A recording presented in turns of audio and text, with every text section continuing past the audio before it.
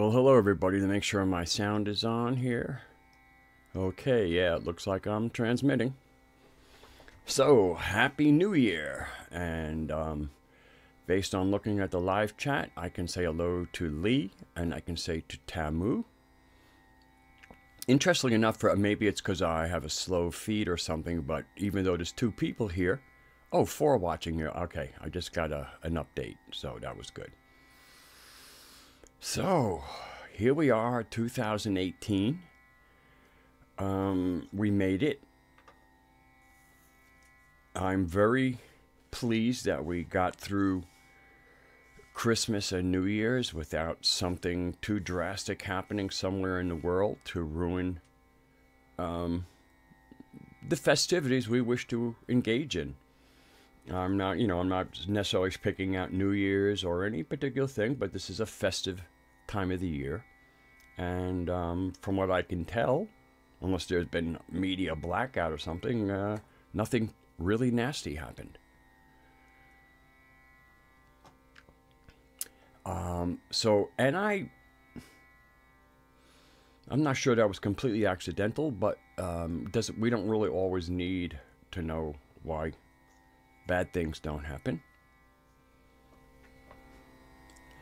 And so anyway, I think I'm probably going to start. I have to finish the that piece on Thunder Perfect Mind, which is something that was written by somebody who obviously had an encounter with our mother Sophia, and then wrote it from how he was from his experience. I consider it a fairly clean transmission. I see little bits of language that show he's a product of the environment that he found himself in. Excuse me. So I think I'm going to read that, and of course that'll what I'll do is I'm going to put it on my browser. Okay, I better switch over to that. There we go. So now I'm going to disappear from the camera for a minute while I read. And I'll just put it up on the chat here so everybody else can see it. And I'm going to start just kind of like where there are less breaks. I know the first ones, and those after them know me. But I am of a mind of blank, the rest of blank.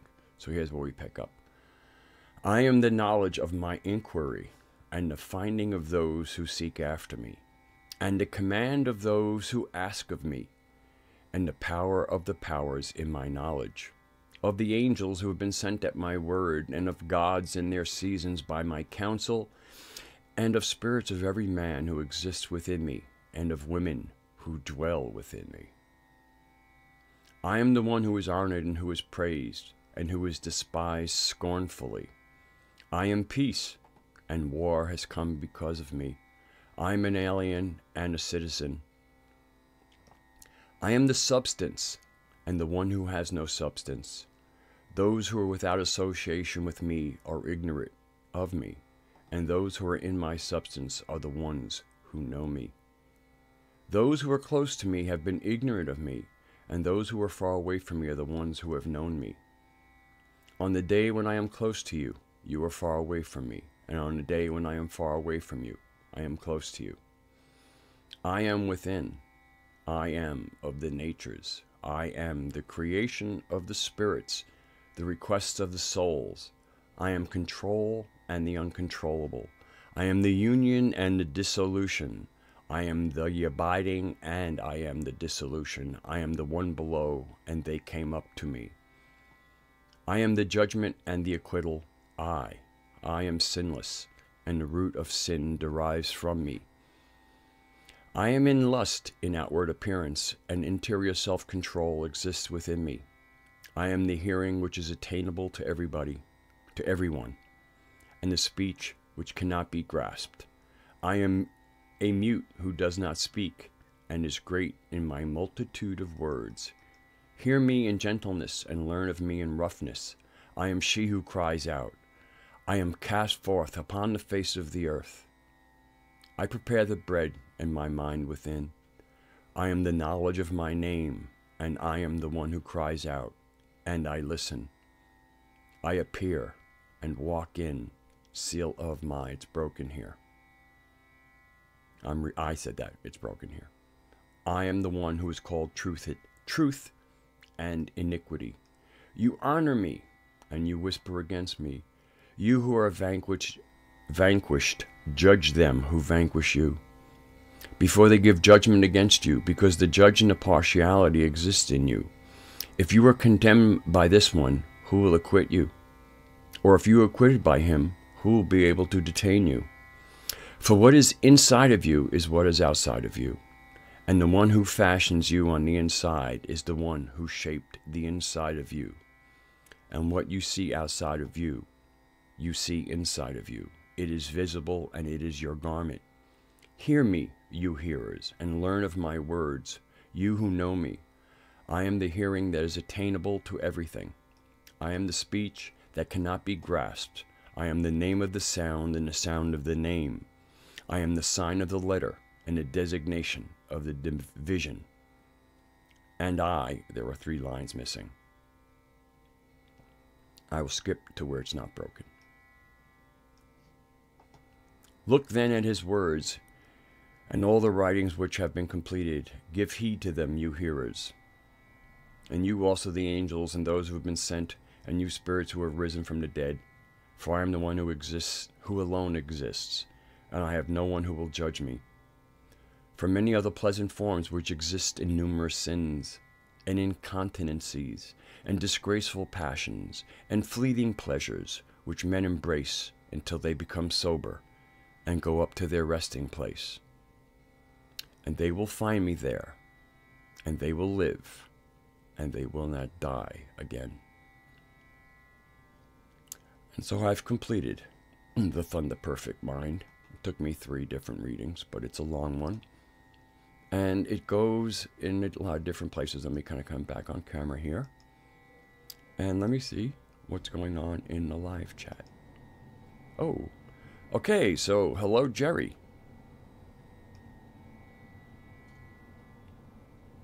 Hey, Jerry. Good to have you here. Happy New Year to you also. Happy New Year to everyone. I started at the beginning, but I only had about 3 people to say it to. Thank you, Tamu.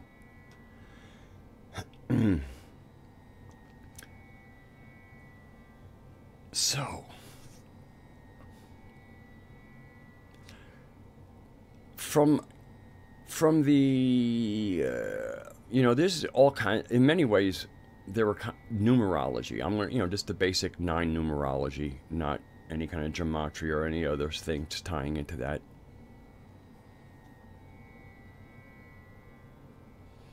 And yeah, that's one of the screwy things. The things, yes, December would be the 10th, October would be the 8th. So obviously, there's been messing around with things, and but the thing is, all the things have been messed with. They're kind of, there's a group, there's a group holding it. So, like, in other words, it was Pope Gregory who kind of did the calendar. But from a consciousness point of place, the fact that we have a new year, in other words, that the whole world, the whole secular world will reset their calendar. They reset their time. It became 2018. Obviously, you have the Chinese would have their lunar calendar. They haven't had their new year yet. I don't know whether it's in January or February of this year, because I haven't looked. Obviously, the Jewish lunar calendar has its own New Year's and different traditions. There were different traditions in the Islamic tradition, and then there's even just the Persian traditions that that predate becoming Islamic, because they were Zoroastrians. Yeah, Lee. I mean, we are where we are. I mean, I think it's really good to know that things have been messed with, but we're still going to proceed. We can fix those things in the future.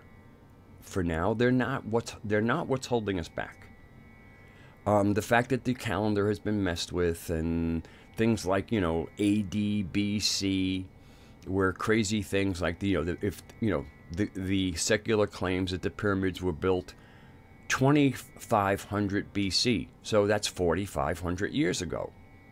You know, so to me, it's, you know, one of the things that I have done that makes sense for me, one of the ways I'm kind of like, you know, poo-pooing what Pope Gregory did, is I usually try to avoid using that BC or AD thing, although when I have to, like if I'm going to speak about the difference between Gnostics and Gnostics, the Gnostics are people who trace their kind of formation, almost like when they became recognized as Gnostics, to what we would call, you know, the early centuries AD, first, second, third centuries AD. Now, of course, that's almost 2,000 years ago. But then there's like, let's take a case with, well, some of the statues of our mother that they call Venus, like the Venus of Willendorf and the other Venuses. Those are not Venuses. Those are statues of our mother. Those are artistic representations. That's why the earliest ones have no face. You don't put a face on your deity. I see things going, but I'm not going to get off track. I'll read them when I finish this. And so let's say if I read a date of 35,000 BC, if I'm going to state the age, I'm going to say it's 37,000 years old, and skip the BC part, because again, there's this way here. There are little subtle things that we can use in our language to clean it up without creating confusion. So if I'm going to say the Gnostics are part of the early centuries, I have to say AD, because obviously the early centuries ADs are the late centuries of the thousands of years that preceded it. I really think that a big part of the AD BC thing is the BC is kind of like this attempt at a mirror. I'm sorry, at a curtain. A curtain that behind that, it's almost like, you know, it's not so applicable. You know, all the things that are applicable to us are what happened AD and maybe a little bit BC. You know, obviously we have to go a little bit BC because that's where Abraham meets Melchizedek, and you know, he and his people cut off their pee-pee and get the contract going there. They don't cut off their pee-pees, they cut off their foreskins. Because, you know, they were sealing a deal, and the deals with those kind of deities had to have some blood. You know, I mean, again, we're talking some pretty, we're talking about some rough groups. Okay, I'm going to interrupt that there for a second because I see that I've been communicated with.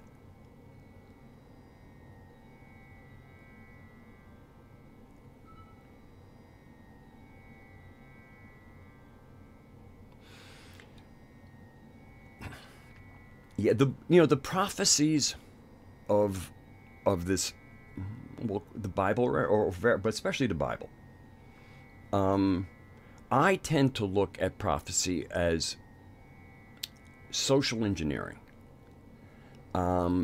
There's a group of people who are putting things into material that they know will be read by millions of people, if not billions of people. And these are people who plan centuries in advance. So they can kind of, knowing that they're working over centuries, they can put ideas in at point A in time and then allow a few centuries to pass.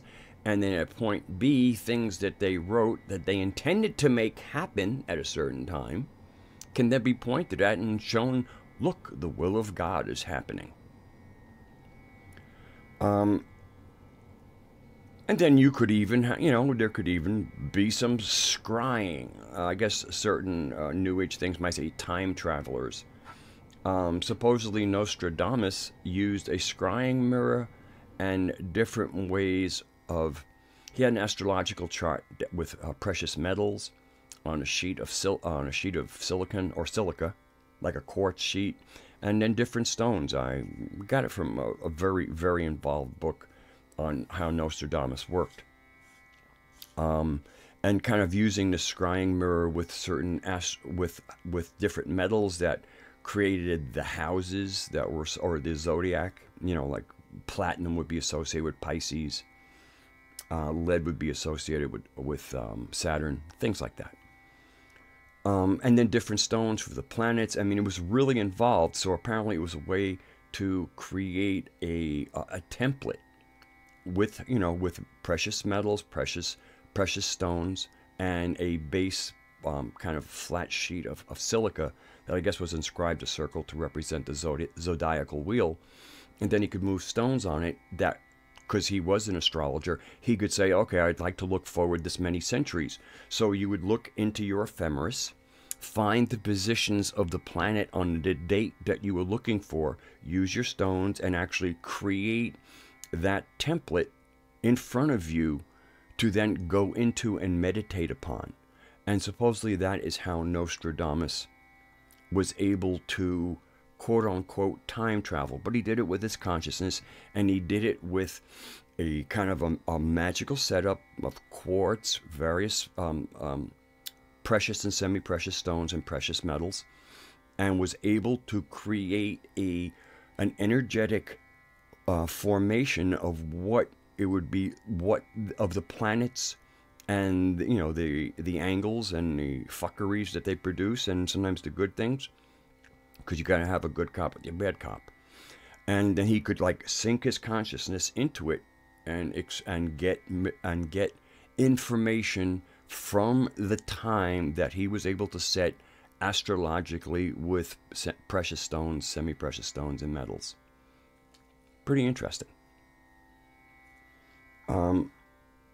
Now, and the other interesting thing with relating to scriptures is that what kind of really typifies from a Gnostic perspective, because again, this is "Can't you hear me, Gnostic?" So we're gonna you know, take this. This is all being said from a Gnostic perspective, and not a Gnostic. And I'm actually going to make a little difference about the how apparently there's two main groups of Gnostics, and how they identify with where they arise in our story or history.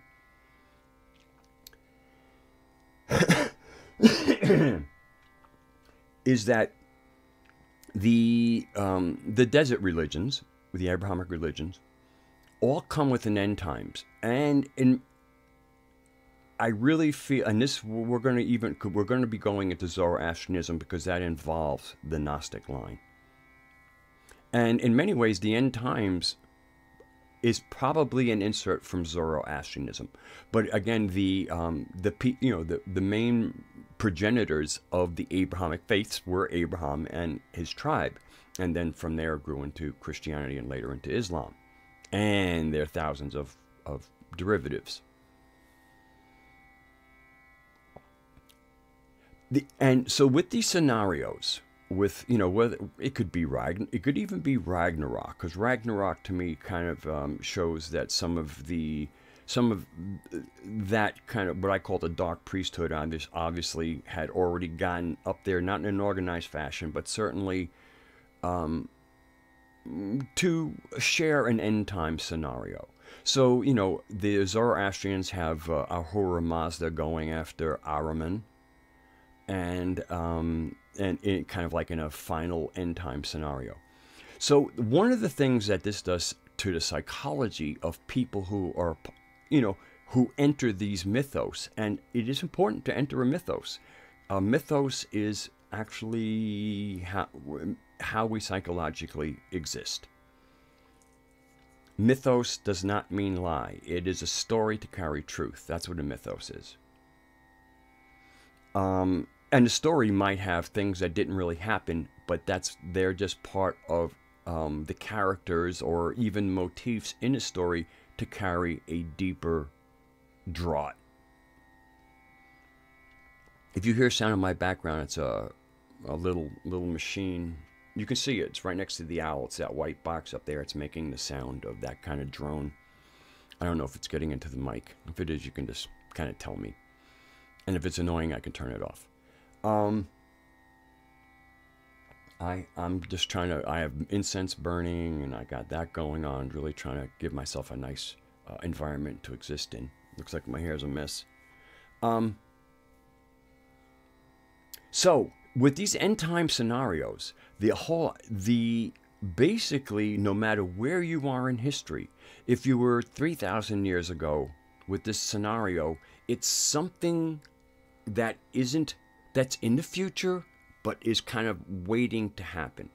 So really what we have for the past 3 or 2,000 years are people who are expecting the end time at almost any minute.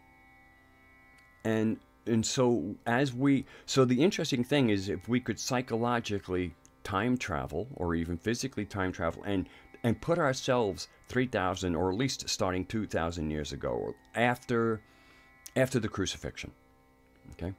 So from there and then you go forward, you will find that the end times is an imminent thing. It's something that's going to go, and the prophecies that address those end time scenarios always seem to be happening at the time that you were experiencing them. And they just carry forward into time. And so here we, there apparently at the end, like when the year 1000 came around, there were people who thought it was the end of the world based on the mythos that they placed themselves in. And so actually apparently the early years of the year 1001, 1002 were fairly rough, because a lot of people thought the earth was ending. They didn't attend to their farms. It was like we're ascending, or we're going to heaven and hell based on the final judgment. And so they kind of just laid down and were ready for their version of the end of the world. End of the world didn't come, and the crops were not tended to. So from my understanding, at least what history tells us, and that is always has to come with a question mark. Always. It doesn't mean it's not true, but that's what the question mark is what am I reading here?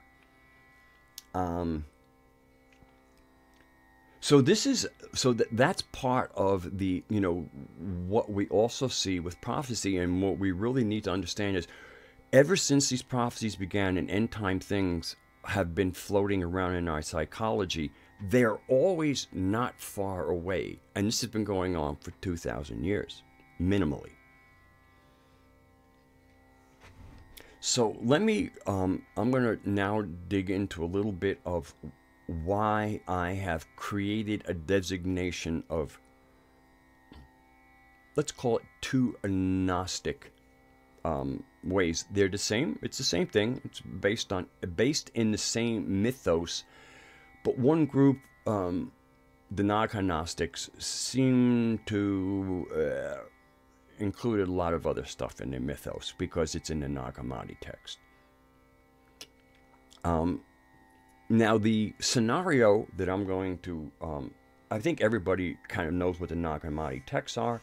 So the Nag Gnostics, as I'm calling them, are people who are agreeing with the scholars, like Elaine Pagels, one of the first people to kind of write on the Nag Hammadi texts, that hold that the Gnostics arose in this fervor of Judeo-Christianity, the emergence of at least one or more figures that were carrying an energy that could be associated with we'll call it the Christ energy, and the effect that this had on, and the interpretations that came through. And so anyway, so there is a school of thought, and it's probably the most dominant one, that the Gnostics are a early century AD formation.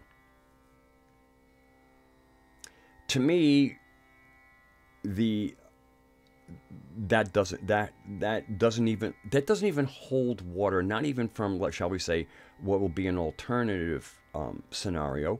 John Lash lays it out really well in his book, Not in Our Image. And from the hundreds of hours of different interviews he's done with many people, that gets revisited quite a bit. The Gnostics are really the mystery schools, and I think I touched on this a little bit. They were known, at least in the Greek, with the Eleusinian mysteries. Eleusia means truth, so these are kind of like the mysteries of the truth. And what really went on was private. Usually, and this is a good time to kind of parse out between secret and private. I guess I kept in some secrecy. Privacy is what is what you owe to yourself, and everybody has that. Everybody understands the right to inner privacy, and then that privacy starts to diminish as we enter the social the social commons.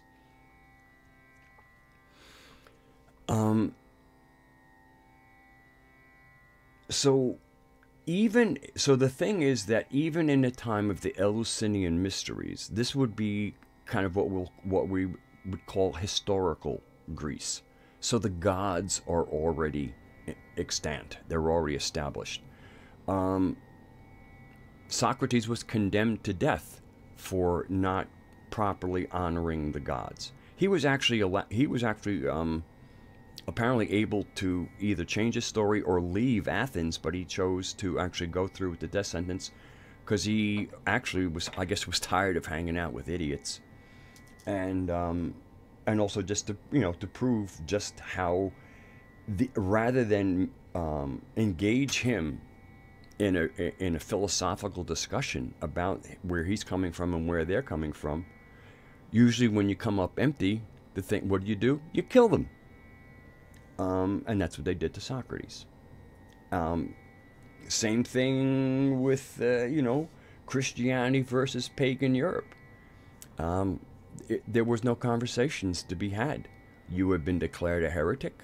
You worship demons and devils, and you do all kinds of nasty things, and therefore, we can just come and kill you. You can convert, if So the Gnostic tradition, as best that now John Lash puts out things, I don't just listen to John Lash and go, oh, here it is. I do reading and I do journeying, and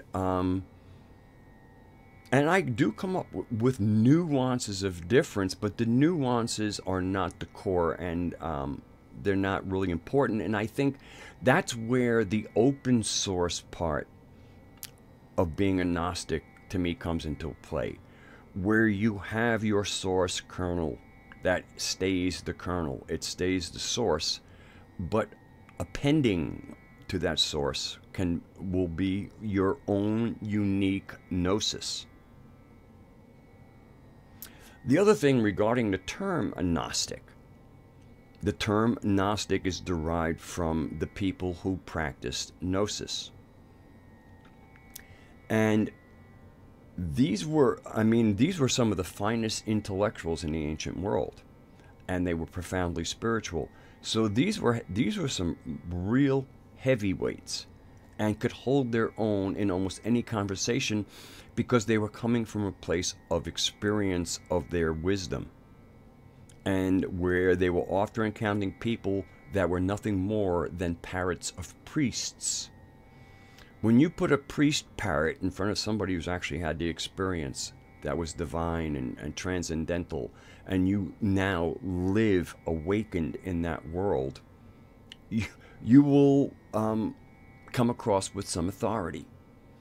And this authoritarian way of what they knew from the people who practiced Gnosis basically got them a title of being know-it-alls.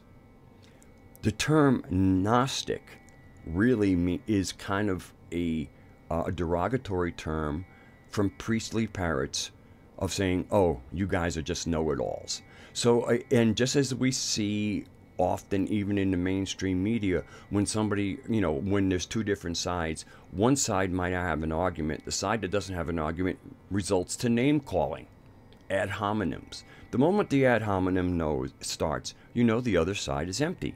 That's why they're engaging in ad hominem. There's nothing in the bag. So let's now start calling names and trying to, create some doubt about people's character. It's a game.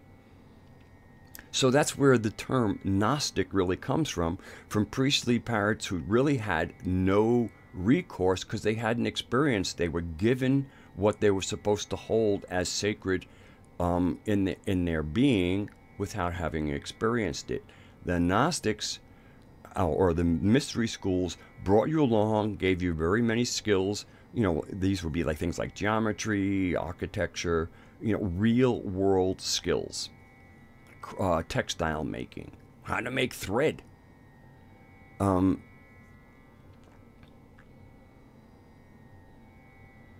I have to. Okay, all right. I have to. I just got a question, and I guess the question is probably more important to my narrative. And if I lose it, if remember what my narrative was, I can pick it up. Catholic school is kicking in, somebody says. Isn't that where Martin Luther separated this stuff, or am I off base here? I don't even know what question you're asking me, Lee. I'm going a lot of places, so I don't...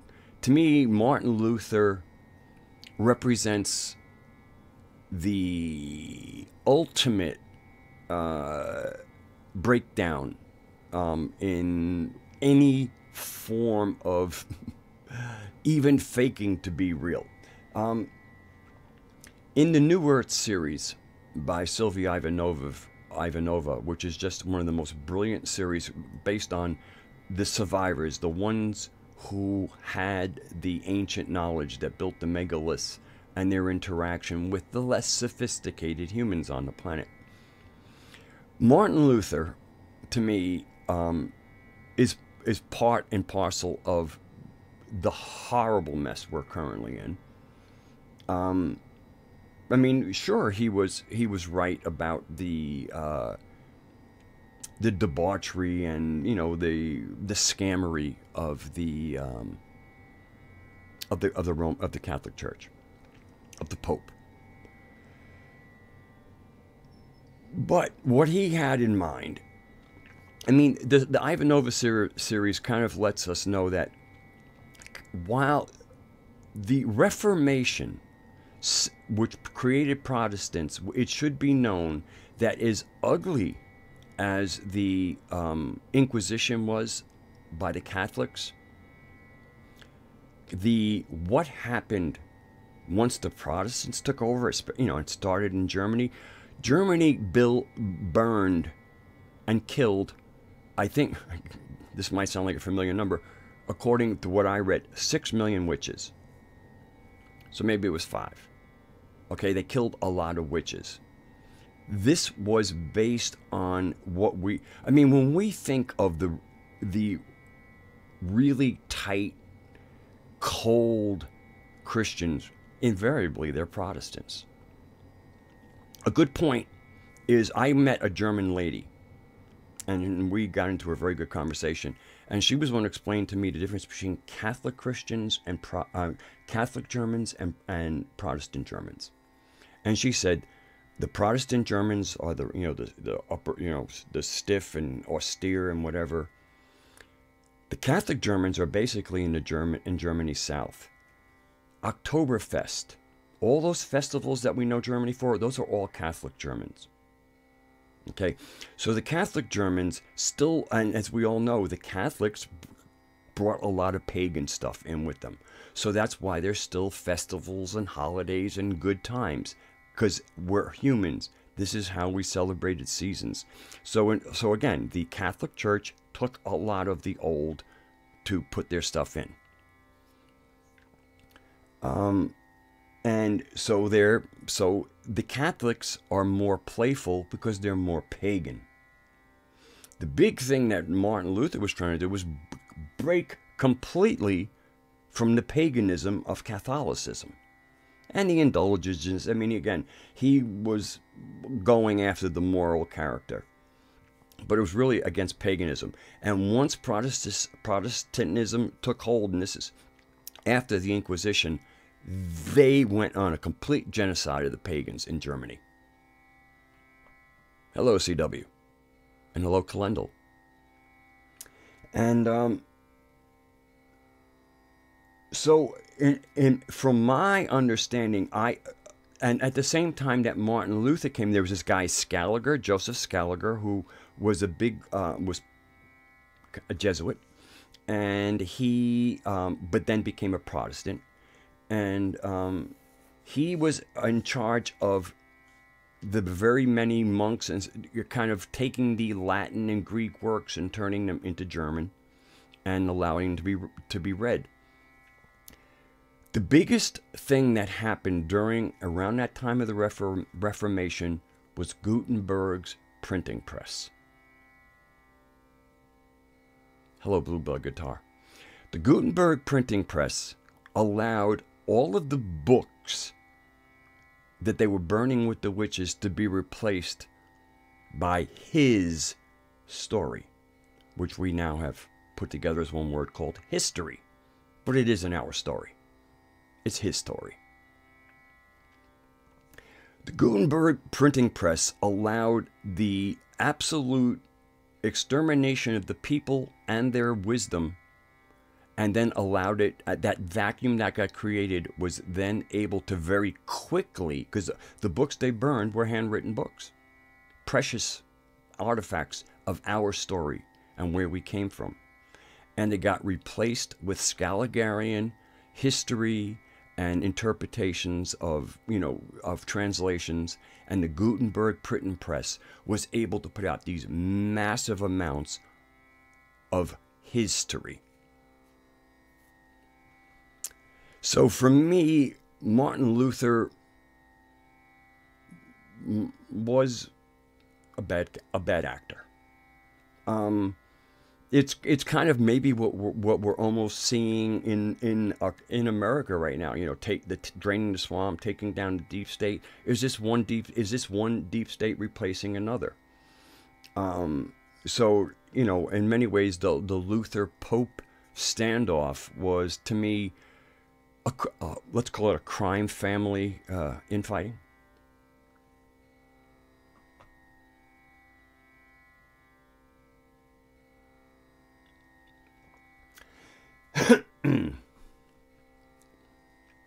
So anyway, I don't know. So Lee, in the question you asked and what I just said, because I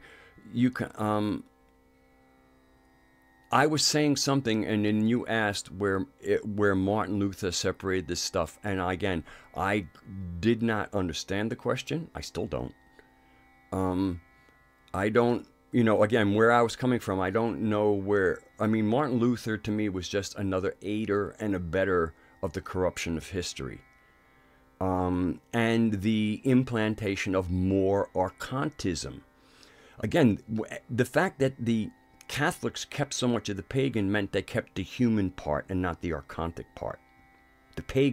Much of the pagan part is human. The stuff that the books, the desert stuff, that is archontic. And so what you see to me in Luther's Reformation is you see that removal of the fun and partying that is part of the human animal, and you see this austere broomstick in your ass form of piety. I mean, one of the reasons why the Pilgrims came to America is because Europe couldn't stand them. I mean, people, they came for religious freedom. Basically, they were practicing a form of religion that the people in Europe found so reprehensible and disgusting, they were glad to see them leave. And then they formed a new nation.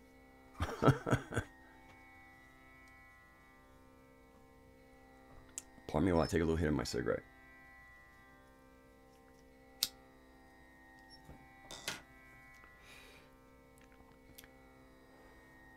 So I'll get back on the Gnostics.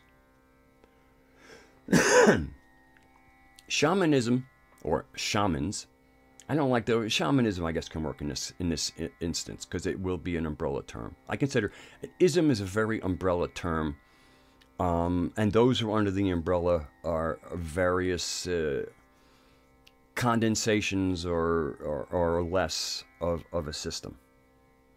Hello, Mari.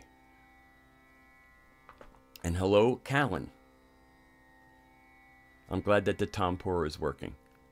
And also I have a very nice, I have a really good mic, so it kind of picks up the nuance. So apparently, the shamans of Eurasia apparently started finding out about each other, and they started comparing intel. And as this intel sharing amongst the shamans started getting wider and wider, they started being able to map the where we came from, our cosmic origins, and even some of the even a little bit of the origin of the cosmos itself. But it's really more about the galaxy. One of the things I like about the Gnostics is they know where to stop. In other words, as you're going and you realize, okay, oh, we come from this. Oh, and then we come from this. Oh, and then there's, oh, and the next thing you know, you have gone so far afield to find where, as the Tao says, that the real Tao is unknowable. So people invariably go looking for the unknowable. And the Gnostics had the wisdom to know, we're not going to, what gnosis will we get from the unknowable? To know that there is an unknowable, that apparently it even has some agency in the known, is good enough. So then what we do is identify the aspects coming downwards, and ultimately with us, that have agency, and how we work into the system. And so that this tradition was thousands of years in the making. I would say tens of thousands of years in the making. And we see the origins of it at least 35,000 years ago, when we see what they call the Venuses. There's at least one Venus, which is really, a Sophia, a Gaia. That's 35,000 years of age.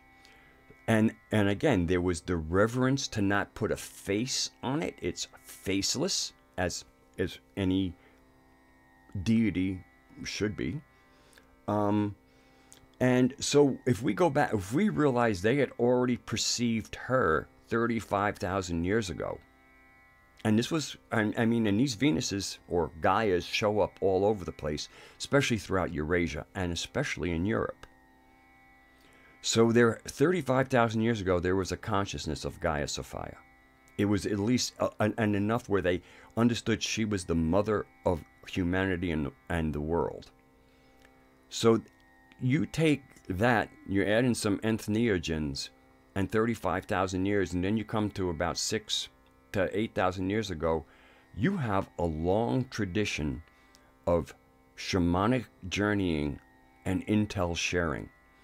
And it is those thousands of years of intel sharing, of shamanic journeying, that resulted in the mythos that is the Sophianic narrative. And I'll stop there for a second because I saw Bluebird Guitar said, can't wait to hear your bass live through your new mic. I would probably, if I was going to play my bass, I would probably do a direct line in, because I have really good amps. And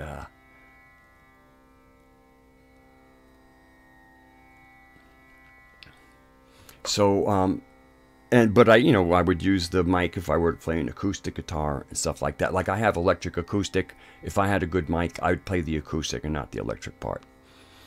Yeah, it's interesting. That's a digital tanpura, as Callan correctly identified, and it has different settings. This is the one that I like the most. It also has something of a tone control. I mean, it's made in India, and I have it going through a speaker. Actually, that little that round speaker behind me, beneath the owl, that's where most of the sound's coming out.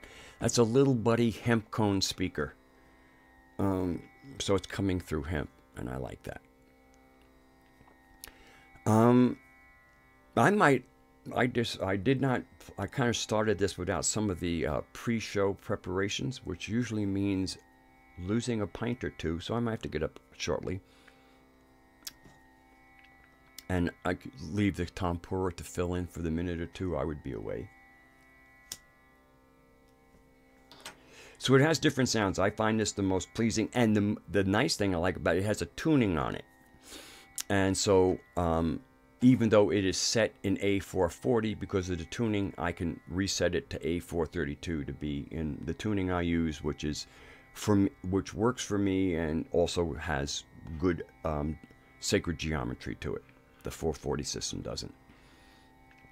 And of course, who first brought 440 to the world? Well, apparently it was the Nazis. And then, of course, after the war, we adopted it. That's right, we had Project Paperclip. I guess they brought the 440 tuning with it. And last night, I went to a New Year's Eve party. And although the drummer from Uncle Butchie was there, because he plays in a couple of other bands, Uncle Butch himself, Butch Robbins, actually had a separate gig that he had to go to, so I went to this one. And there was one other bass player there, and he's the one who plays in 2 other bands. I got to play 4 songs, and I got to play with the musicians that other people don't like to play with as much. I've had a lot of that in my life. I kind of got good on my instrument in my early 20s. So when I showed up, I can play. And I play to play. I'm not there. I'm just there to play for myself. And, and for the people who were listening. But unfortunately, when I come around, other players sometimes will get into this competitive thing. So I'm very often I go to like live jams, and I'm a little bit of a, as a mystic, I'm a little bit of a hermit. So I don't socialize as much, but everybody knows who I am because, well, I socialize enough and I can play my instrument. And invariably, when I go to these things, it's almost like nobody. It's all like, let's keep Rat out, And then when the boys who are all aligned decide to take a break, have a drink, take a pee, have a joint or whatever, and then the other people who are not in the in crowd take the stage, and a lot of reasons that they don't take the stage is because they're not always of the best caliber of musicians. And then all of a sudden, that's when, oh, Rad, you can join them now. So invariably, I end up playing with musicians I'd rather not play with, and that's what happened last night. But still, as long as they can keep a timing, and I normally, and in a couple of cases, I had my regular drummer with me, so we play really well together. So I have I had a good time. And because the other bass player seemed to have less there for me, I made sure that I made good use of my time. Hello, Craig.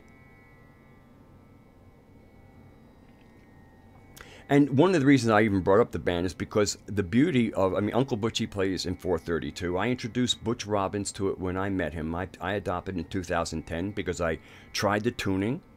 I went, ooh, there's something special here. And I just started strumming my guitar, and I wrote more songs in a month than I had written in the previous 10 years. Something about that tuning opened up, put me in resonance where the muses could just have their way with me, and the music just flowed through. I introduced it to Butch Robbins. He tried it. As soon as he tried it, he goes, this feels better, my banjo tune's better, my harmonic's better, that's it, I'm done. This is my new tuning. And so, of course, when he goes out and play, he also has to go up to 440, because many people are resistant. And even, it's almost an imperceptible, but it makes the adjustment that allows you to kind of click in. But the beauty is almost all the bands around here do play in 432. So one guy came with his keyboard, and he goes, "Oh, well, I don't know if I can play them in 440." I said, "Well, you just go into the tuning part," because he had he had a Yamaha. I have a $125 Yamaha right here keyboard, not even full 88 keys. I can tune it. It has a tuning thing. He goes, "Well, I don't know how to do that." So somebody else allowed him to showed him how to tune his Yamaha, and he was back. He was in sync. So I had a whole night of playing in 432. Very nice. Really enjoyed that. And people respond to it in ways they might not know. Oh, good to hear, Blue Bud. And for anybody who sings, I mean, again, it's just a tiny bit, but it allows you to sing if you sing high. And there are actually opera teachers who say that the 440 lessens the performance life of opera singers. And I actually don't think it's only a third of a half step. In case anybody doesn't know what a half step is, pick any two keys on a piano, whether they're two white keys that are right next to each other or a white going to a black. Any two keys on a piano, the difference in the way we kind of take an octave and split it up is called steps, half steps. So on a guitar, an open string would be one note. If you go up to the 12th fret, or 12 steps above, that's the octave. Those frets are all half steps on a guitar. On a piano, each note next to each other is a half step. Hello, Big 99.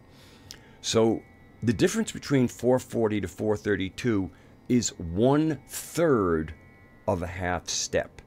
So again, you look at it, whether it's two notes next to each other on the piano, two frets on a guitar, the difference in the tuning is 1/3 of that difference. So it's very subtle, but my theory and almost my gnosis on why opera singers have longer and more productive careers singing at 432 is the sacred geometry. Our body is built on sacred geometry. The tuning of 440 is out of sacred geometry. So you're asking something that is constructed, that would be your vocal cords, to produce, at least in singing, sounds that are in harmony with sacred geometry. When you now produce sounds that are out of resonance with sacred harmony, you start to stress the material, and then you will not have the longevity because you're using your voice box to make sounds that are not blessed. Hello, Jessica. Yeah, 432, Blue Bud, 432 locks you in to the sacred. And that's where the muses and inspiration and the music that is out there. I mean, when I write a song, I feel like I'm not writing it as much as I'm being given a melody, a rhythm. And of course, I can then insert my own personality into it and customize it. But so much of this stuff kind of comes as a package. The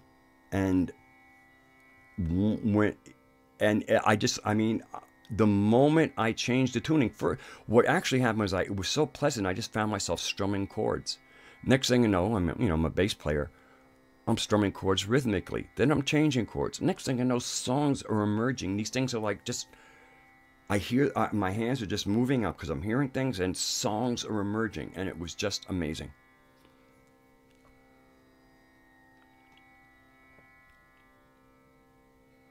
I have to, Tamu, when it comes to, I don't go anywhere near gematria or any of the magical systems that come out of them. They're not, they're corrupted systems. Doesn't mean that they're nothing. Any system that works obviously has to be based in what's real. But you can take reality and take a hammer and chisel to it and make it very different.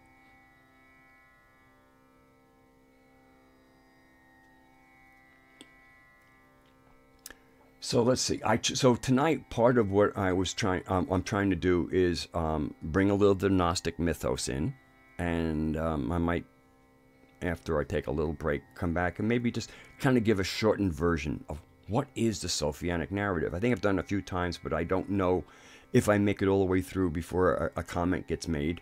and then I respond to it, and then I don't finish. Yeah, 432 does equal 9.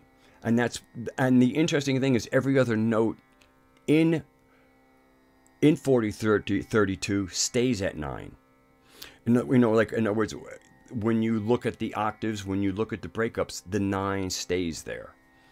So that's kind of part of its signature.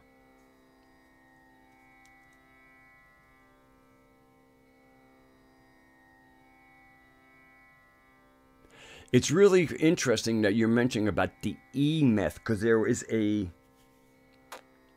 not sure if that's the word. It reminds me very much of the word that was on the golem that, I think, what was it? It's in Prague or it was somewhere. I'm pretty sure the golem was built in the Czech Republic. And it was built on Jewish magic.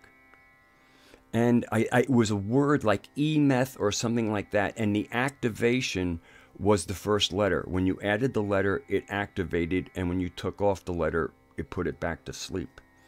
Actually, the book Frankenstein is based on that golem. There's a legend of them activating a golem to protect them, and it gets away from them, and then they have to kind of emit. Okay, they have to track it down so they can take away that letter to put it back to sleep, because it's wreaking havoc the way Frankenstein did. The Frankenstein story is based on the lore legend of a golem that was created and then got loose in a small town for a while before they were able to put it back to sleep. Supposedly the legend has that the golem is tucked away, I guess, in the rafters of the basement of a synagogue somewhere in the Czech Republic. But it's kind of interesting. So that's what, that, but again, hello, Groovy. So this is a case of, the magical systems that were taught to humanity by bad actors to wreak havoc, and also to empower, and also to give a sense of power to the people that they were trying to pull into their sphere. Yeah, golems aren't my thing. Golems shouldn't be anything. Although, sometimes, okay, I'm going to take a quick break, leave you with the music. I'll turn it up for a second, and no, I'll leave it the way it is. I will be right back.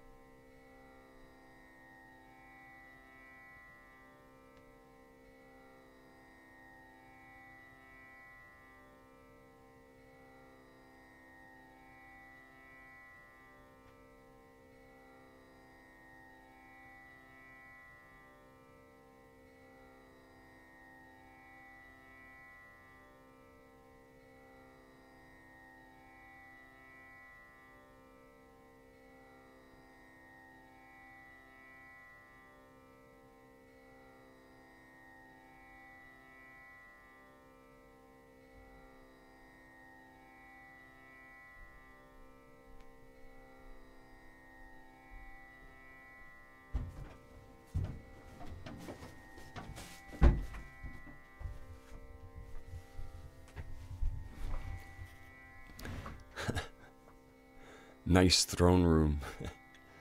It was kind of funny. I'm looking for some flat speakers that I have that can fit against the wall, and then I can hook up to a subwoofer to have a slightly better sound system. But I can't find my flat speakers. So my roommate said, "Well, you can use. I have some, small little box speakers you can use." I said, "I got so much equipment in my room. I'm starting to have to walk sideways between things." So from where, the place that I sit has probably got the clearest space around. My room, I mean, when I first started this room, I had a lot of that stuff behind me wasn't there. It's little by little getting built. I mean, I have, 3 amps, and actually 4 amps, 3 speakers. One of them is hidden. It's just a whole So anyway, so I said no, thank you on anything. I mean, the satellite speakers I have are like they're little rectangles and they're about that thick, and they can fit right against my wall. So anyway, so anybody I missed? Oh, I didn't say hello to Canuck. Hello, Canuck. And you know something? He did. It's funny. He wrote, or Canuck wrote, needs incense burning, and I realized my incense did run out. I don't have to stop talking, but I do want to light a new incense. Oh, choices. Oh, that's the old Champa. Champa came out with a new one. That is a new blend, and it is exquisite. Oh my God, I love it. I love the new Champa. Okay. Don't forget to thank the fire when you use it.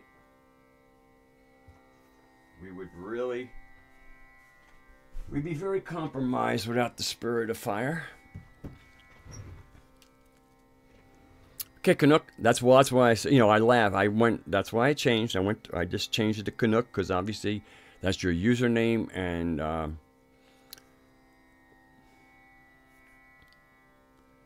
glad you could be here. So now the incense is burning, the tampur is playing. Okay, good night, Tamu. Thank you for joining us. And thank you for joining us at the campfire last week.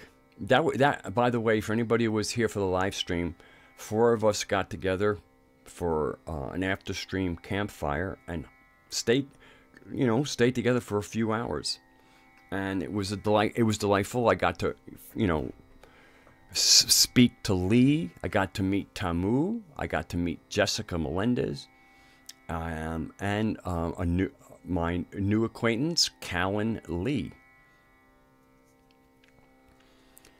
And if we look in the live chat, we see Lee going, "Oh, let's chat tomorrow to Tamu." And again, these, between the live streams and, the second campfire, it was the second campfire ever. There was one other, and there will be more in the future.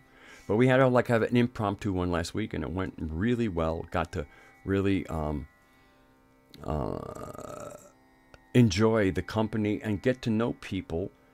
And, just to see, I got to see Lee as somebody, who he expressed himself quite a bit, and to get a voice and a face and the heart, because the heart really comes, you can hear heart in people's, the tonal quality of their voice.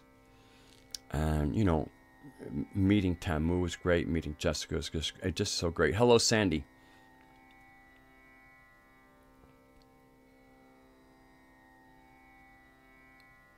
Okay, so, we're now an hour and 5 minutes into this one.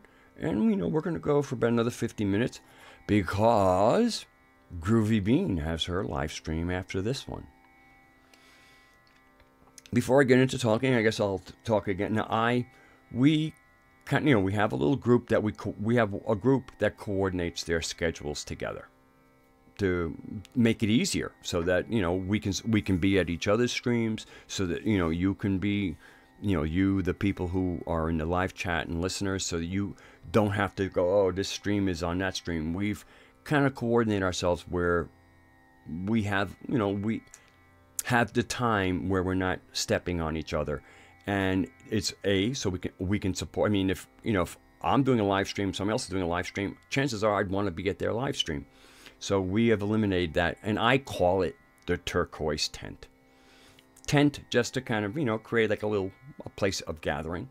Turquoise because almost everybody knows that turquoise is considered a sacred stone, certainly in America, by the Native Americans. And so there's that whole idea, and to me, sacred is the way I like to imply safe, because to me, sacred is safe.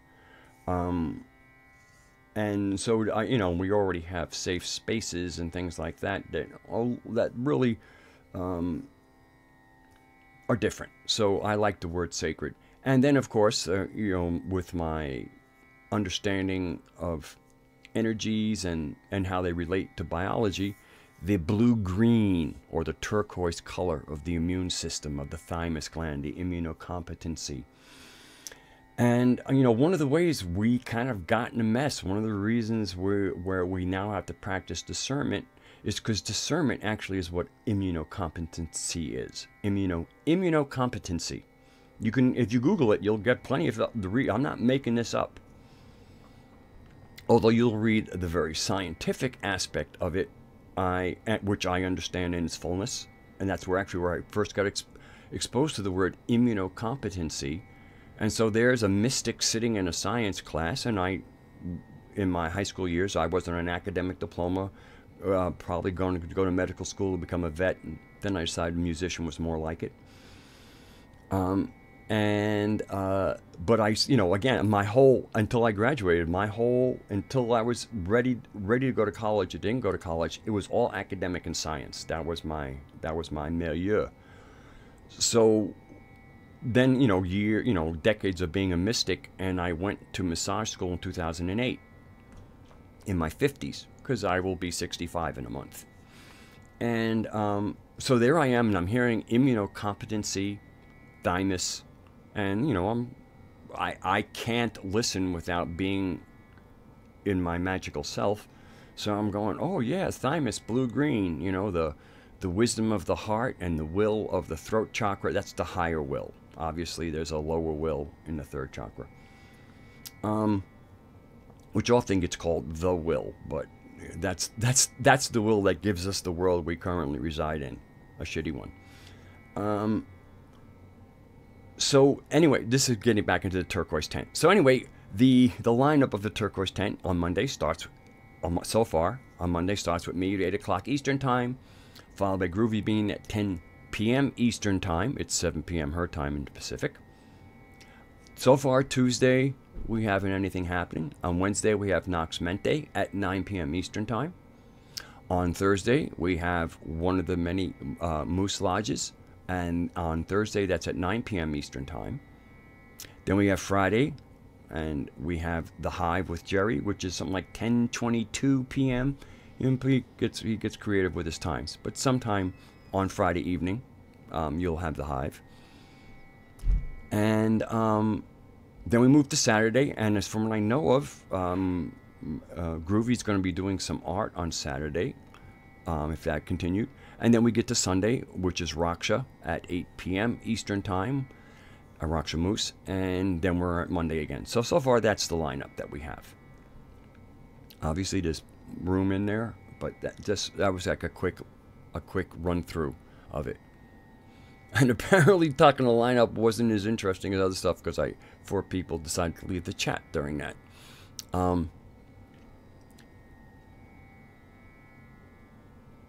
So any questions?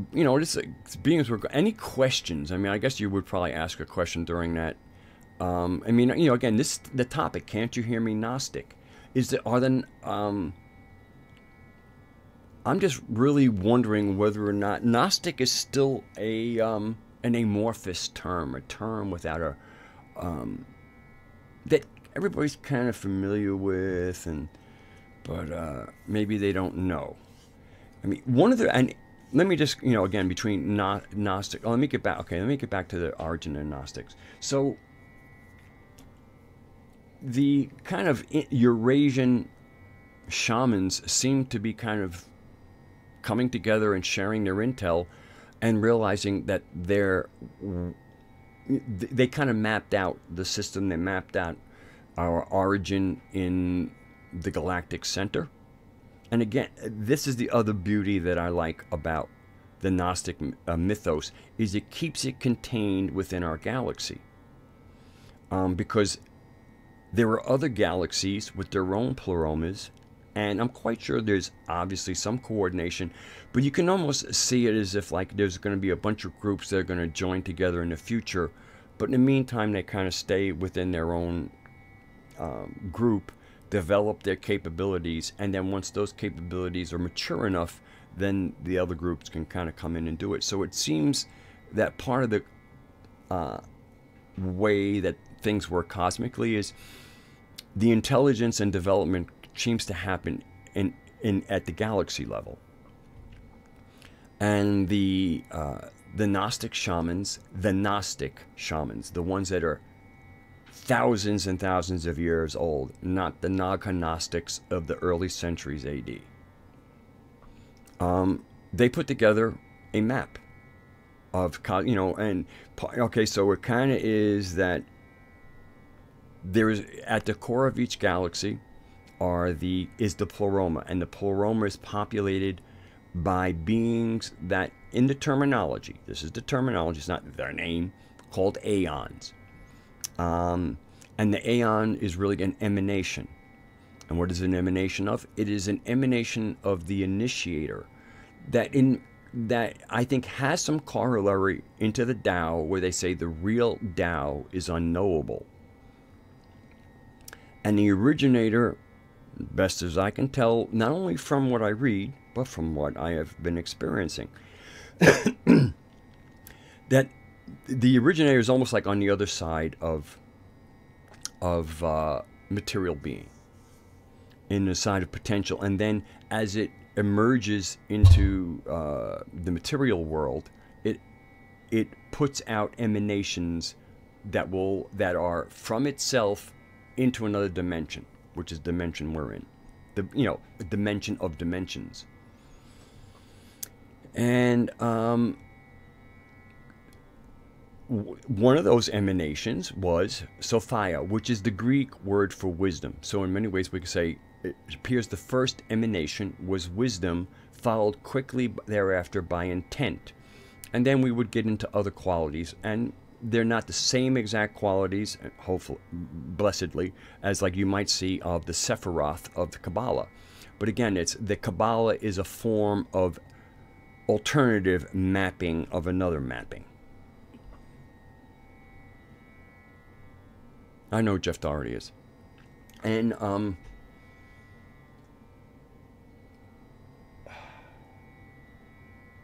I really should just keep my eyes off the live chat. I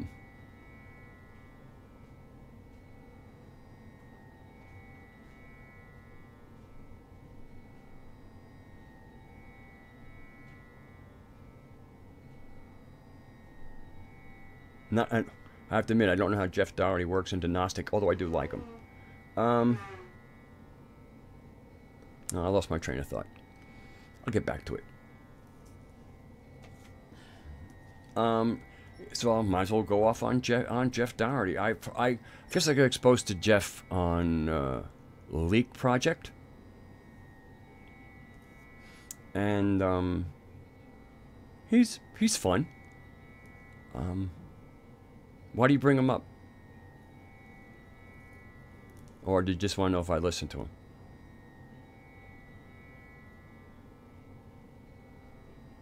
Who calls you Troll 2.0? Jeff Doherty. I mean, Jeff, you know, Jeff Doherty reminds me of, who's that crazy actor with the blonde hair?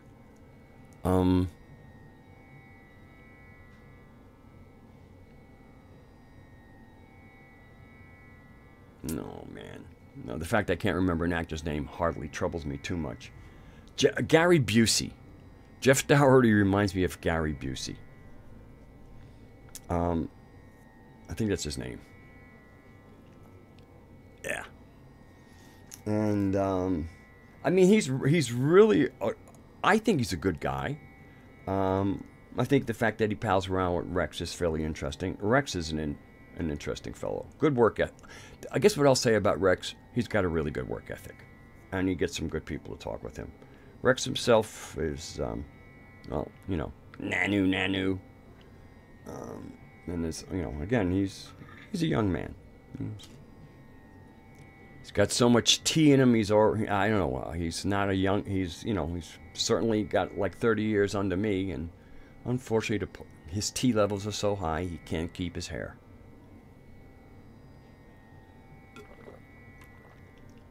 And I remember when I went, I used to have a ridiculously thick head of hair. I mean, crazy thick. To the point where I had some people ask me if I was wearing a wig because it was like so thick. And I went through a period where it thinned out. We're already going back 20 years. But I actually thought, oh my God, in my 40s, I mean, everybody else lost their hair, started in their 20s. I'm starting in my 40s. I really was, you know, I went through the emotional anguish of losing hair. And it stabilized. I mean, I have less than I had, but I still have a full head. And it was then that I realized, man, you know something? If I could give up one testicle to keep my hair, since I got two, I'd give it up. It was me being honest with myself. I knew there was no, you know, there was no trade-off. Oh, give us a testicle, you keep your hair. I mean, I knew there were no deals like that. But it allowed me to get in touch with at least what it was like for this male to go through it. And I have to admit, when I was in my 40s, there were periods, you know, of alcoholism, and very, very sarcastic, archontic type of humor. And I used to, you know, I had, you know, kind of a drunk sense of humor, which means very off and very inappropriate. And some of my humor sometimes would be based on men losing their hair. And then I had my come to Gaia moment, and I went like, oh, this is traumatic shit. At least it was for me to think about it as a concept, you know, to have a luxurious head of hair and then going to, you know, needing to get some anti-glare wax or something.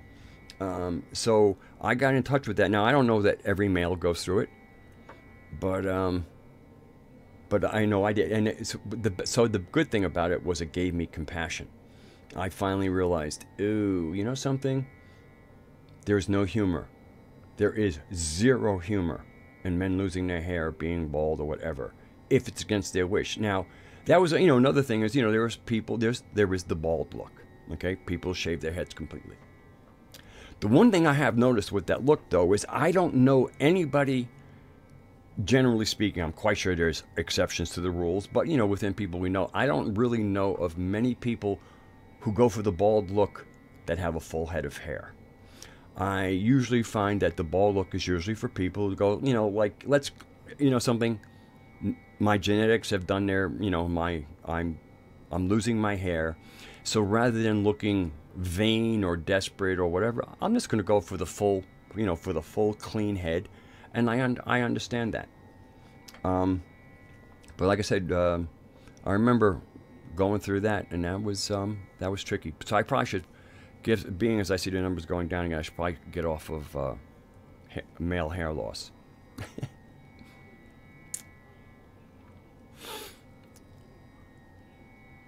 Oh, that's that. Okay, so he does bring up that. See, there was, like I said, I like Jeff. I find him quite open-minded, and he's fun. I mean, again, he's kind of a goofball, and I like that. So the fact you say he mentions Sophia, and which always delights me. I mean, I go to Leak Project, and I've even been part of live chats, and occasionally, you know, Rex will be goofy, and I try as politely, you know, as whatever, be thankful to him for creating Leak Project, and at the same time, sometimes calling him on some of his silliness, but in a respectful way, because you're in a live chat, and we really need to be, you know, respectful. We can, you know, we can snap towels at each other a little bit, but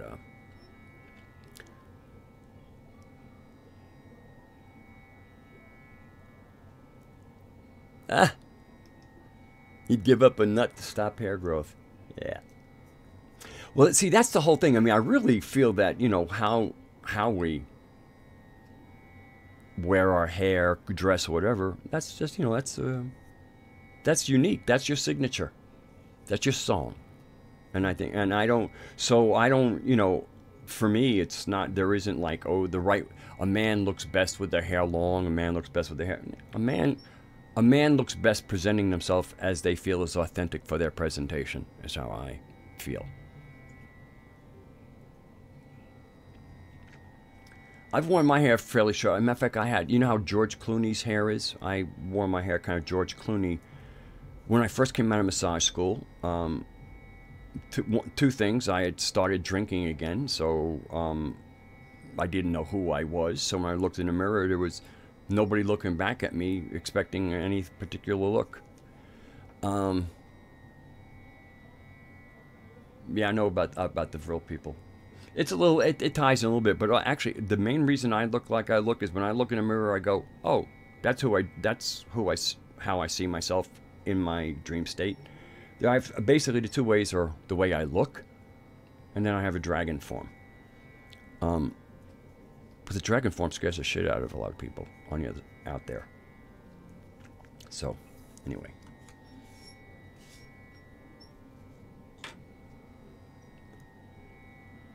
Gnostics. So if I can let me keep an eye on time here. Drag back the Gnostic thing. So the shamans of Eurasia apparently found each other and developed a cosmic map, and it was through it was through shared things. So they developed the idea of the pleroma, where the gods live. The gods are aeons or emanations of the originator. And the originator, because of this act of doing, when you understand yin-yang principles, yes, yin is female, yang is male, but they're also active and passive. And so sometimes as all the qualities of yang, which includes the qualities of male, get used, when the originator emanating things is something active, okay? That emanation is an action. So that makes it yang. So there is a perception of calling, sometimes the originator will get called father.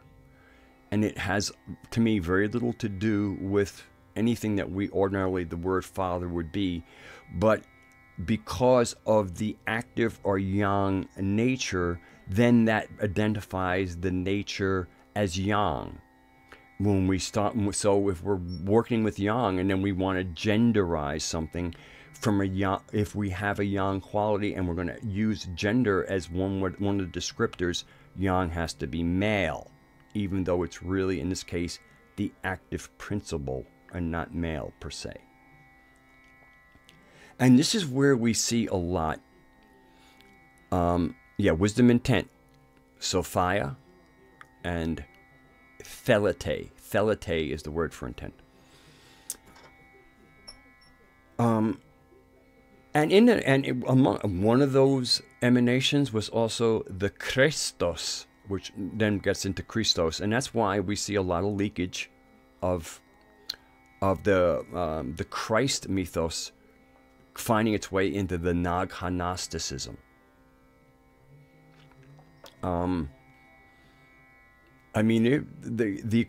That mythos got embraced quite strongly in the Levant, but we're going to bring it back to Eurasia, and basically, we get to a point around between, I guess, 6,000 or 8,000 years ago, when the original Magian order develops. That's where you get the Magi. The Magi were Gnostics. And they predate Zarathustra, or Zoroaster, who created the Persian religion of Zoroastrianism with Ahura Mazda and Ahriman. So now that is actually the first creation of, quote, a sky god. Ahura Mazda is really kind of like the first official sky male god, as opposed to Mother Earth. And then, of course, he also Ahura Mazda has Ahriman to chase after, the bad guy.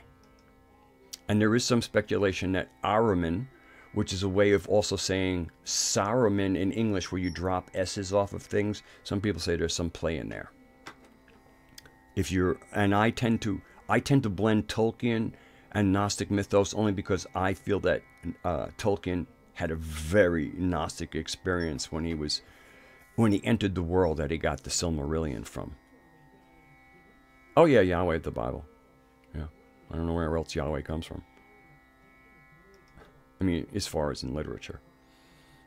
I didn't know. Okay, so anyway, so the Magian order develops, and so that became like, and this is in northern Iran or northern Persia that this develops.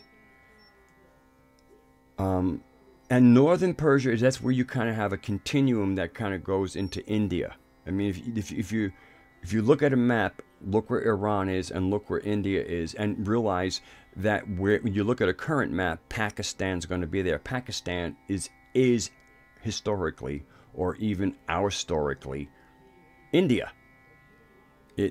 It was after the British left that Pakistan and East Pakistan, which is now known as Bangladesh, got partitioned. Why? Because the books, they were Islam.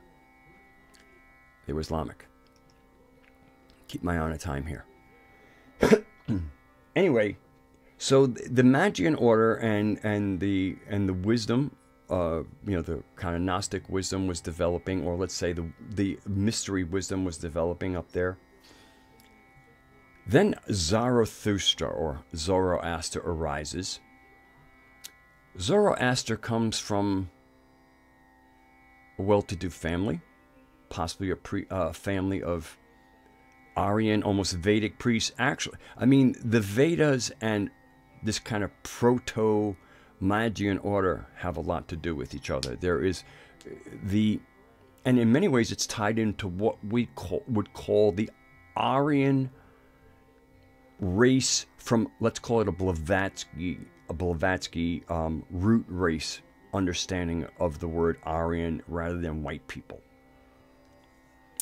I mean, if you go to Iran, and even though many of the Brahmins of India are certainly nowhere near the dark brown of the Dravidians, who are the original Indians, they're still, they don't look like Englishmen. So once Zoroaster arises, he begins a religion. And to me, the Zoroastrian religion marks I believe, the beginning of the fuckery. Now, Zoroaster himself, I don't think was really a problem. I did I did days, like I devoted like a week of reading about Zoroastrianism. And a lot of it was really boring, but I found a gem. That kind of tells me something. While Zoroaster was alive, they had identified non-corporeal beings that in their term was Deva. At that time, that term changed after he died, and the priesthood arose behind him. Priesthood is, to me, the priesthoods represent the worm that moves through the world, spreading its toxins. A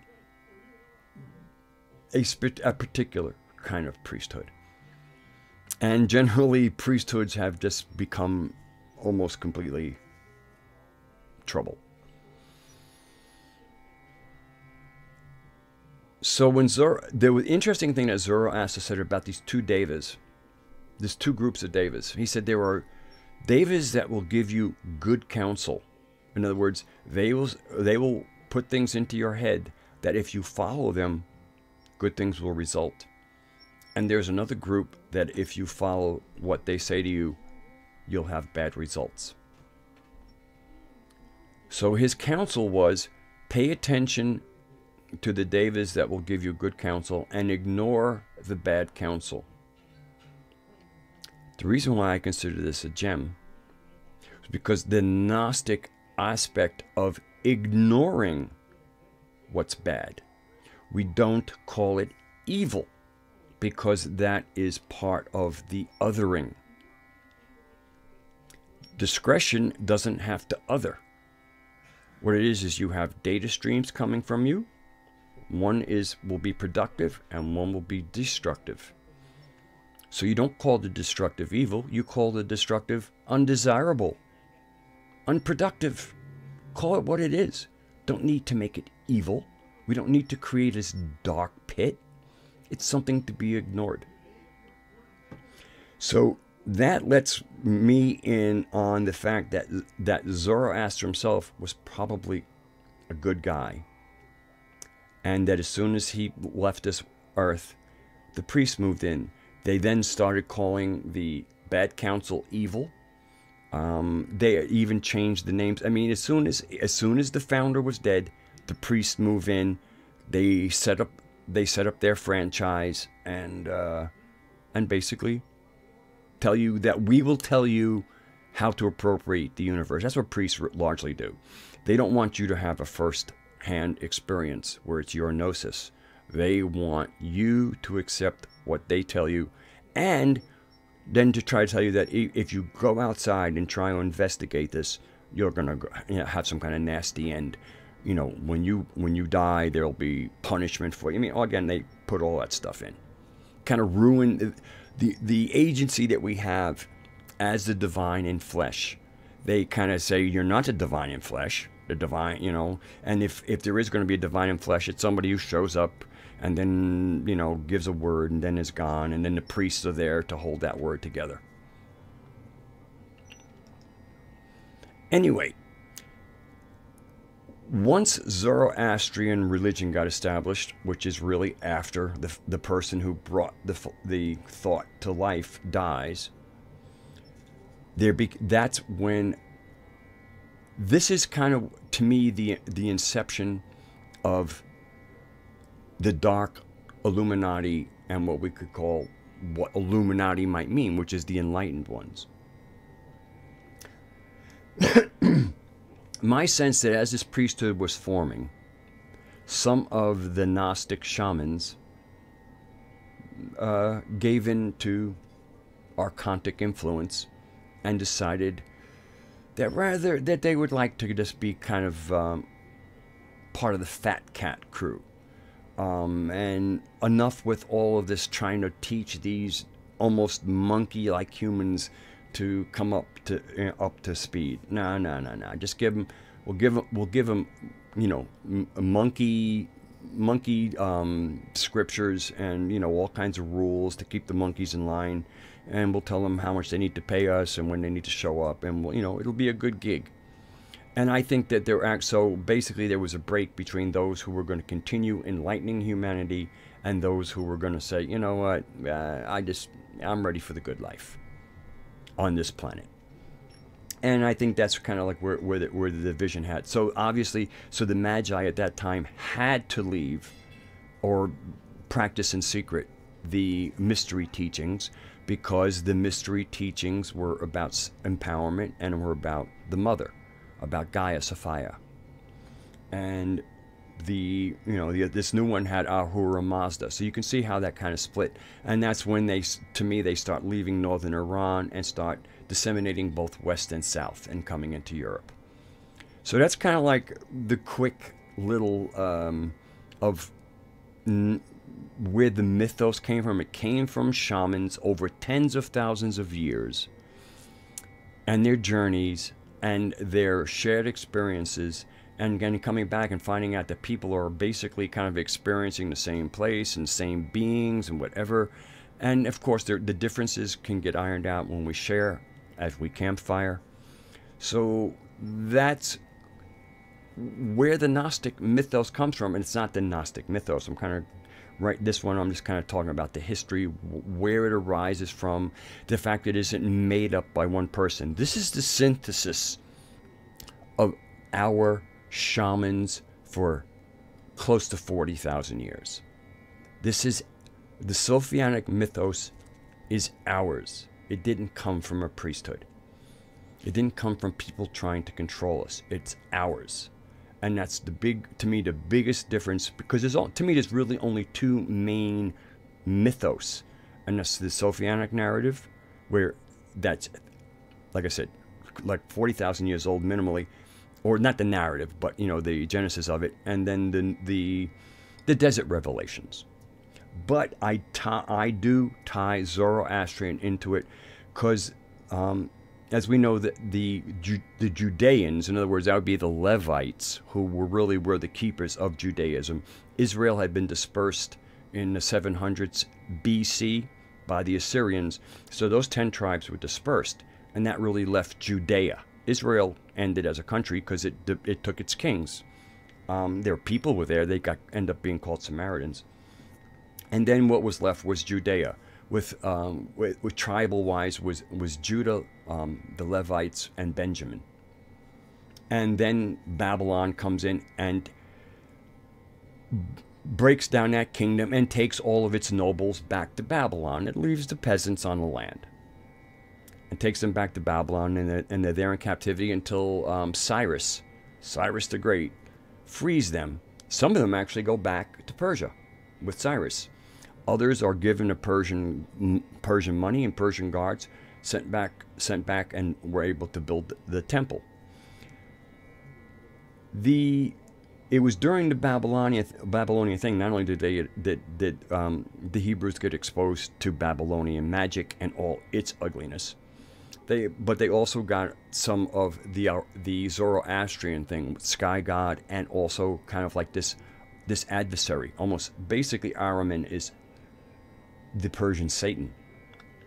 So you can see where certain ideas got picked up and then incorporated.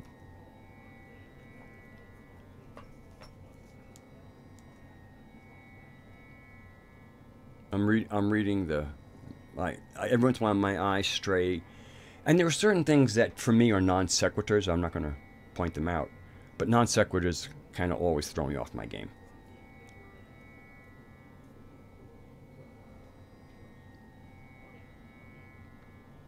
Yep. Yes, Canuck. Let the monkeys know. Tim, and that I'm glad we're using the term monkey, because humans live by the way. The way. That's what the Tao means. Tao means the way. And then you have Torah. Torah means law. I consider the Tao, or the way, to be human, and I consider the law to be non-human. The way is for divine beings to live by. And the interesting thing is, maybe I can even write this down so you can see the visual of it. I'll kind of...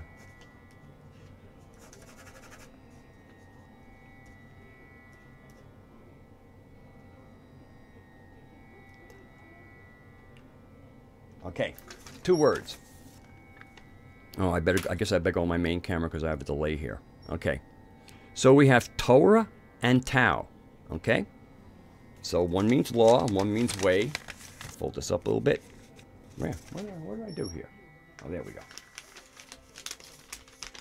Okay, so we have the way and we have the law. The interesting thing is, now I'm going to just do a quick little word magic here, and from Torah, all the letters in Torah is the word Tao. But if we separate them out, we end up with what I call this. Torah is the way for monkeys. See, RH, that stands for the rhesus factor. The RH factor in our blood is the rhesus factor. So for me, the way is that's how we live. We live by ways. There aren't any laws of physics. There are how physics reacts or behaves. The laws of physics are the ways of physics. They're not laws. They're just observances of how they behave all the time. So in our monkey mind, we call that laws, but they're not laws, they're ways. So anyway, to me, the humans really are properly live by a way. There is a way in the universe, there's an unfoldment, and to go against that way, that current, is quite turbulent. And then the archontic minds came up with Torah, which is the way from monkeys. And, you know, again, the people who made up these series of rules for the monkey minds to follow, that's what they think of us as. They think of us as monkeys.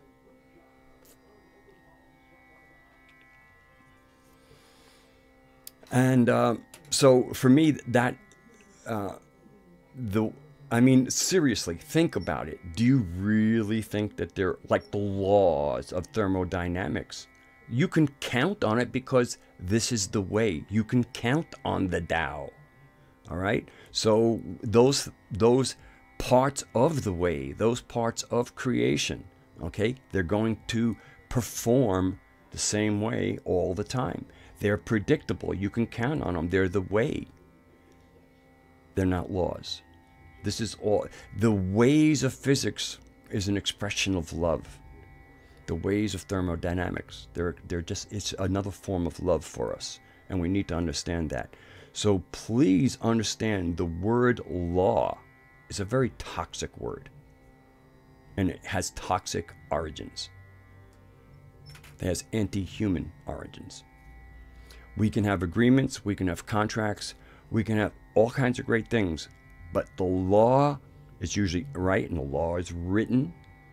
You might say, well, we have oral laws, and we have oral agreements. You might, if you call them laws, usually laws come with punishments, and then that punishment has a euphemistic word called justice. When you ask that justice be done, you're asking that punishment be meted out. Never forget it, that justice and punishment are part of the same package. Doing what's right in a situation where some people have really screwed up, doing our best to make things right again has little to do with punishment. Punishment is to satisfy revenge.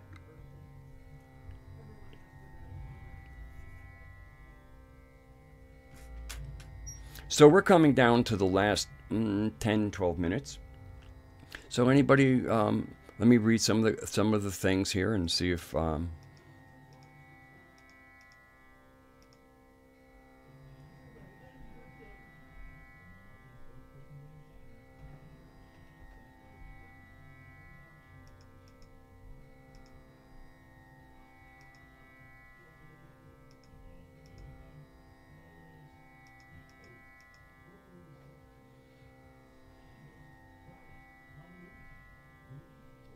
okay, somebody, I don't know, who were you speaking to, Mari, when you said, show me some magic? I don't even understand necessarily what that meant. And again, I'm reading, I'm not in real time, so I don't know what that refers to.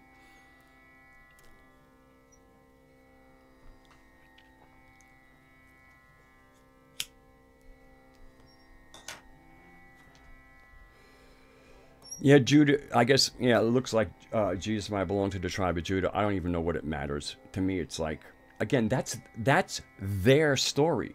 You know, they can do whatever they want with their story. It's, you know, I'm not interested in it.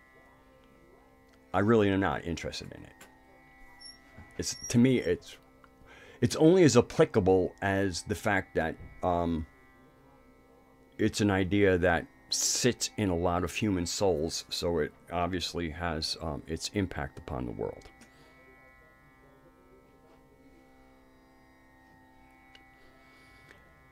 I can definitely Blue Bud Guitar. My awakening in the last 5 years left me feeling alone in marriage. My third marriage broke up shortly after I had my Kundalini experience.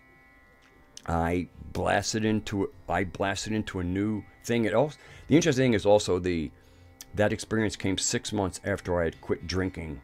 I was a heavy alcoholic. So 6 months after that, I burst out of the top of my head, and it's never been the same.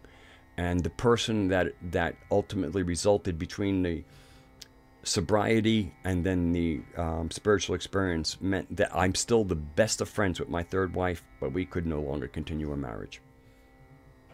Don't read your rambling. Don't write your ramblings. mean, that's the chat's there for me too, Mari. But I guess maybe you could always put like, you know, like some people put sarc, you know, you'll say some sarcastic and they'll put sarc like in little brackets or something. Maybe you could put rambling in brackets and then I won't read it.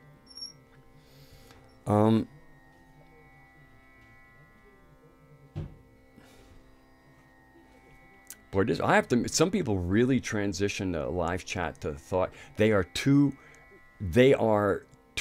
parallel things for me, and unless I can make that jump very often, it's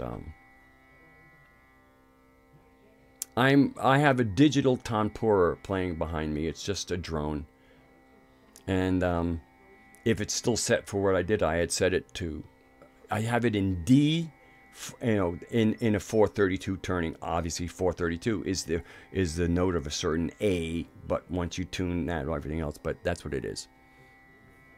Okay.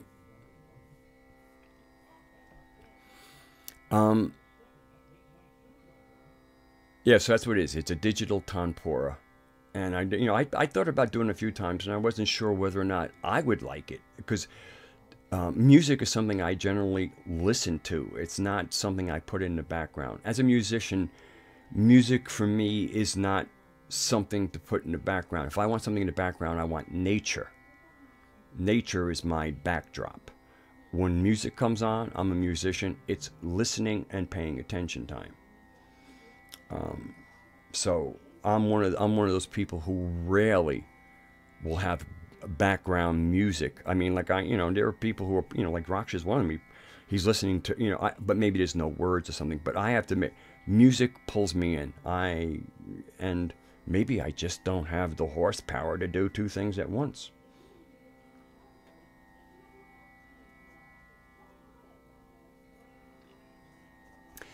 Blue Bud, all those systems work on name calling. They don't address it. I mean, one of the reasons I share with Lee Veltman's an Episcopalian. I was in the Episcopalian religion, and I was an altar boy for 5 years. And we had two reverends, and I got to be behind the altar with them as we got ready and put our vestments on, the black robe and the white kata, and the proper color cross that changed from year to year. It was almost like getting your belt in martial arts, except you start off with a black cross. That's when you first become you get a black cross, then I think you go red, green, blue, and ultimately you get gold. So I'd gotten the gold cross. I was about to get my red mantle, and then after spending 5 years with these very wonderful and loving men and asking them the questions that I needed answered, they were unable to they gave me their answers that were not answers. So I realized that I was dealing with a facade, and I needed to cut ties, and I became an atheist for a couple of minutes. Agnostic, atheist, and then I re-entered through Tibetan Buddhism, which was at least got me back into the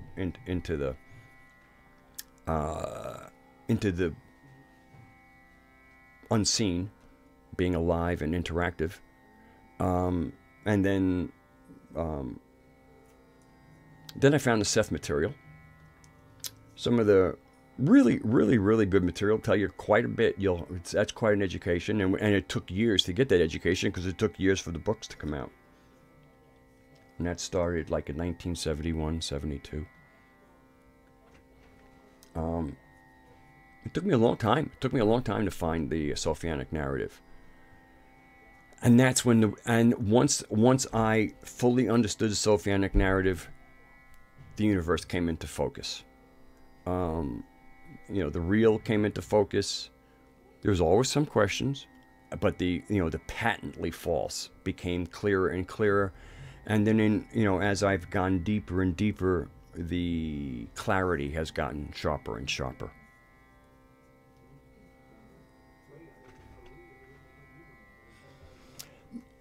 But I love, to me, the Seth material is some of the finest metaphysical material you'll have. The only problem, again, I read it, I started reading it when I was like 18.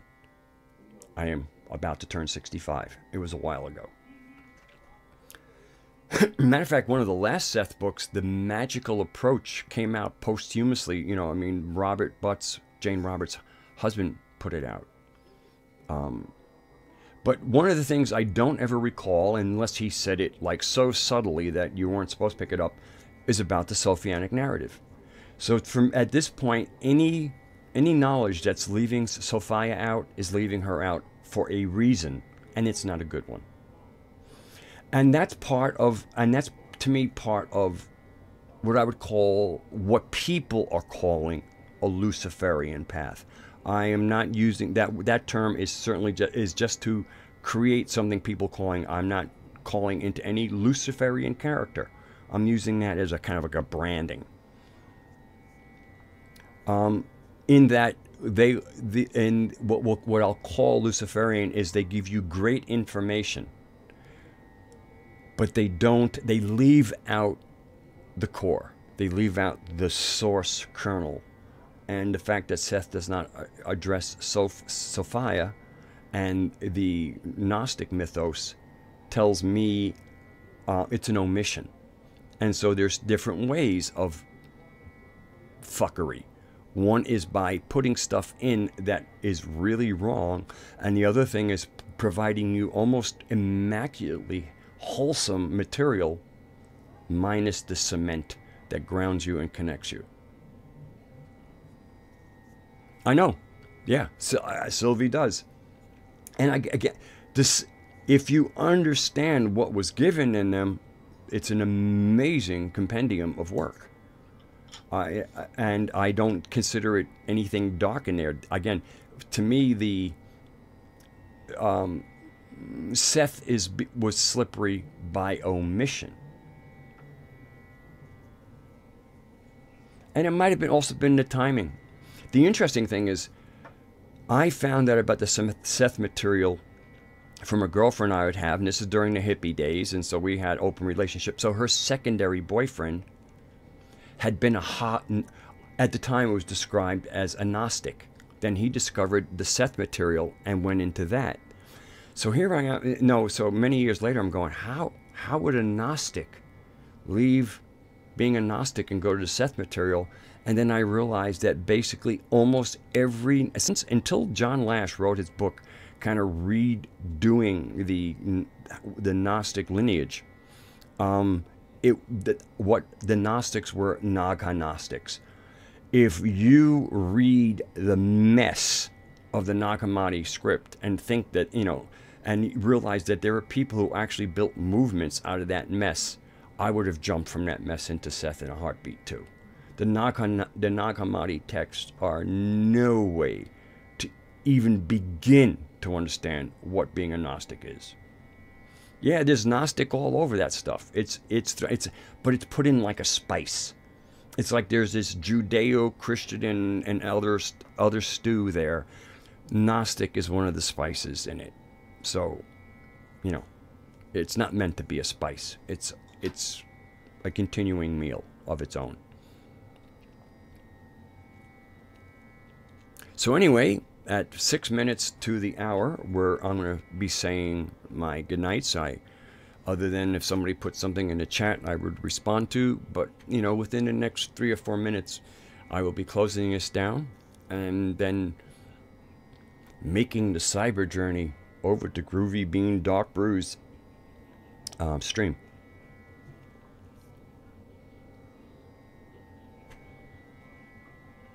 Well, Sylvie refers most important to the archons aren't as important as what the influence of the archons on the planet.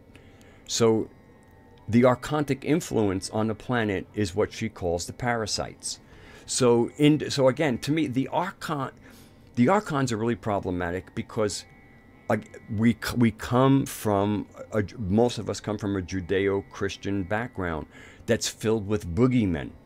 Okay, we have boogeymen. So the archons become this other boogeyman, and they weren't meant to be a boogeyman.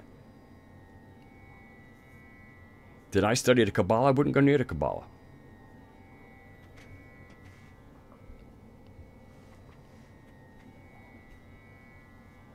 I learned. I mean, I peered into it. I've peered into it. I've done, some of the stuff, but it's to me, it's like studying a sewer. If you go in a sewer, you might find a gold ring. Somebody flushed down the toilet.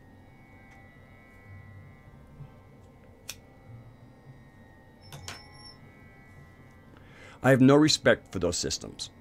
I mean, they're, I'm not, they have, you can pick things out of them, but I mean, you can, to me, there's ways of getting your fruit off the bush and not having to dig it out of the garbage pile. And for me, the Kabbalah is a garbage pile.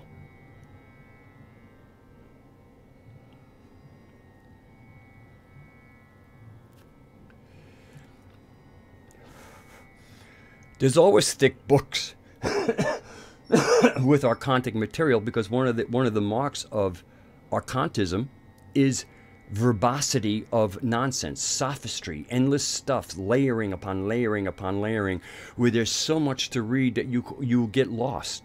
You get lost in the labyrinth that is pure archontism. Mysticism is how generally it was done, and then you had oral traditions, and then writing was invented. Writing is a real double-edged sword. But at 3 minutes to the hour, I'm going to have to say goodnight until next week, when I will have another Can't You Hear Me Gnostic, and hopefully you will join me then again also. So if you liked, I won't even have to say thumbs up. I'm very happy with comments. I'm very happy with thumbs up. This has been a very positive experience for me. I hope it has been for the people who've been dropping by week after week, and I thank you all. But time is running short, and I want to be there for Groovy Bean. I hope I'll see you all there. Thank you, Callan. And yeah, you and I have to have another meeting. Callan is somebody I have now had I've had more dialogues with, and it's working out well. He's been a real, he's been a good guy, a good man. So thank you all. Great love to you all. Be well. Take care of yourself. Stay sane. And the last thing I would say with, here we are in 2018. We've walked through the door into a new year. The wisdom, my counsel is, make sure that you close the door of 2017 behind you.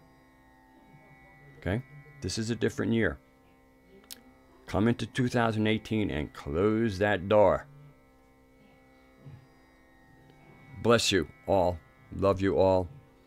Mari, apology not accepted, because I don't want to hear I'm sorry. You're fine. I love you. It's all good. Don't apologize for ramblings. I'm not accepting your apology because I don't want one. Just this is about love. I don't need apologies. Okay, so I'm going to say, anybody who's going over to Groovy Bean, I'll be seeing you in that live chat. And that'll be it now.